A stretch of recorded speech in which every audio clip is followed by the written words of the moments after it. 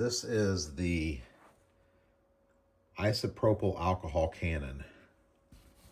You can adjust the angle with this. So what we do is we take the Nerf dart, put it in here,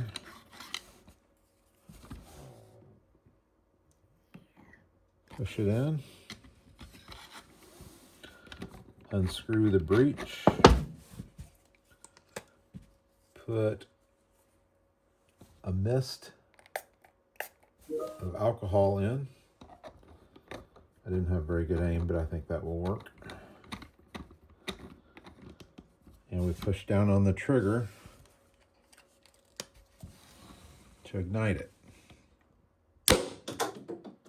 And it has a very powerful shot.